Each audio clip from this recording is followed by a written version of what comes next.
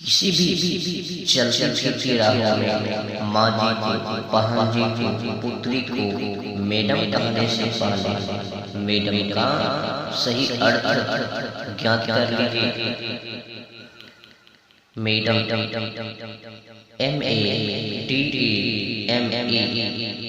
Madam दो शब्द MA plus DAME से मिलकर बना है, जिसका अर्थ होता है MA बराबर मेरा मेरी और DAME दाम का अर्थ होता है महिला, स्त्री और औरत, जिसका पूरा अर्थ है मेरी महिला या मेरी औरत या मेरी स्त्री। अब बताओ, आपने जो अज्ञानतापूर्वक माँ जी को, बहन को, पुत्री को मैडम कहा, किनको कहा? क्या ये जो पूरी महिलाएं हैं, स्त्री हैं, औरत हैं, पुत्री हैं, बहन हैं, ये सब आपकी हो गई है? तो आपके माँ जी के रूपों में, बहन जी के रूपों में, पुत्री के रूपों में, फुआ जी के रूपों में, मौसी जी के रूपों में, मामी जी के रूपों में, क्योंकि भारत में सभी रिश्ते स्पष्ट हैं और भारत में सभी रिश्तों की अपनी अलग अलग व्याख्या और अर्थ हैं। फ्रेंच में मैडम शब्द का इस्तेमाल वेश्या प्रावृत्ति से जोड़कर किया जाता है, क्योंकि अंग्रेजी भाषा में दुनिया के ज्यादातर देशों से शब्दों को लेकर शामिल किया गया है। इसी तरह मैडम शब्दों को भी शामिल कर लिया गया है। फ्रेंच में मैडम शब्द का इस्तेमाल कोठा चलाने वाली बाई के लिए किया जाता है। ये वो महिलाएं जो व्यापार करने वालों की मालिकिन हो, उसे मैडम कहा जाता है। किसी भी देश की भाषा एवं शिक्षा उस देश की आत्मा मानी जाती है। इसलिए जब अंग्रेजों ने भारत को गुलाम बनाया, तब भारत की संस्कृति, भाषा, ज्ञान आदि को बर्बाद करने के लिए भारत में इस तरह के शब्दों को चलन बनाया, जिससे भारत की भाषा एवं संस्कृति को पूरी तरह से खत्म किया जा सके। इसका श्रेय लॉर्ड मैकाले को जाता है। भारतीय भाषा को पूरी तरह बिगाड़ने के उद्देश्य से लॉर्ड मैकाले 1834 में भारत में आया।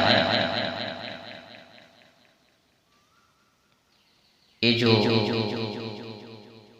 उद्देश्य 1834 में लॉर्ड मैकाले को गवर्नर जनरल के एक एग्जीक्यूटिव काउंसिल का पहला कानून सदस्य नियुक्त करके भारत भेजा गया था।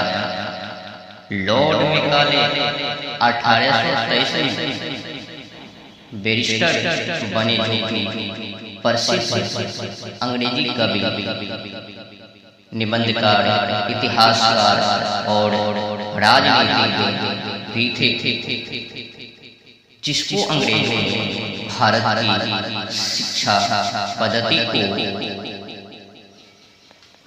बिगाड़ कर नई शिक्षा पद्धति बनाने की जिम्मेदारी सौंप दी। तभी से हमारे देश में इस तरह के शब्दों का चलन आम लोगों आम बोल चाल में शब्द बन गया। लॉर्ड मैकाले ने भारतीय शिक्षा पद्धति को बदलकर एक नई शिक्षा पद्धति की शुरुआत की, जो आज भी भारत में चल रही है। भारत में यानी अपनी भाषा में श्रीमती और श्रीमान जैसे सम्मानित शब्दों को रखा गया है। चूंकि मैडम शब्द की बात चल रही है, तो यह भी स्पष्ट कर देना आवश्यक है कि अपनी भारतीय भाषा परंपरा में होने वाले उपयोग श्रीमती शब्द का अर्थ क्या होता है। भारतीय भाषा में उपयोग होने वाला श्रीमती शब्द दो शब्दों की श्री और मति से बना है। श्री प्लस मति बराबर लक्ष्मी प्लस मति, यानी श्रीमती शब्दों का उच्चारण करने पर महिलाओं को लक्ष्मी और सरस्वती दोनों के बराबर रखकर संबोधित किया जाता है। लेकिन अंग्रेजों ने श्रीमती जैसे शब्दों का चलन खत्म करके मैडम, मिसेज और बेस्टर हाफ जैसे शब्दों का चलन शुरुआत कर दिया, जिससे भारत की भाषा एवं संस्कृति नष्ट किया जा सके।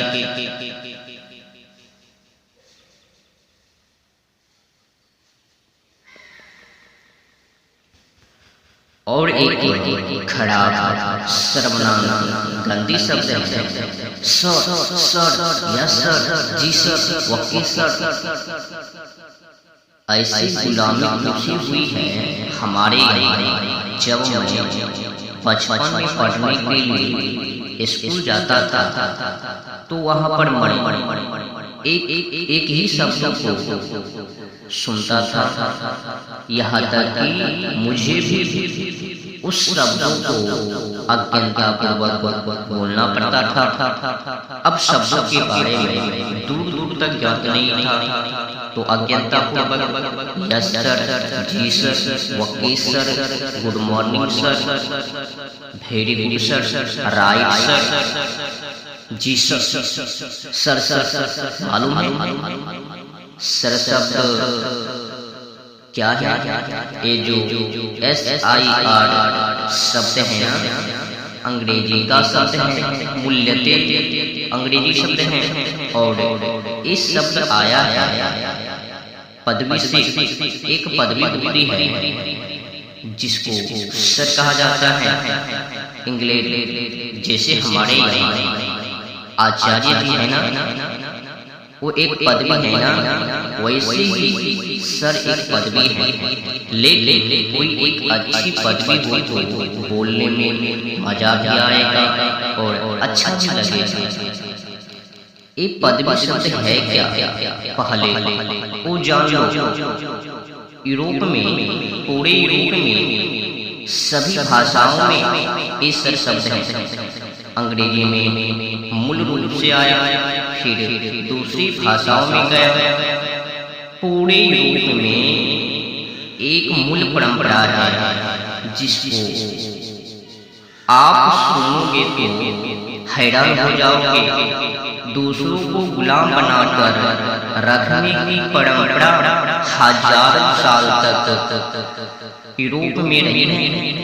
दूसरों को गुलाम बनाकर रखने की परंपरा यूरोप में बहुत ही लंबे समय तक रही है, हजारों सालों तक रही है। तो होता है कि यूरोप में जो व्यक्ति जितने ज्यादा लोगों को गुलाम बनाकर रख सकता है, वो उतनी ही ऊंची पदवी का अधिकारी होता है। उसकी पदवी उतनी ऊंची होती है। गुलाम बनाकर जो रख सकता है, उसकी पदवी उतनी ही ऊंची होता है।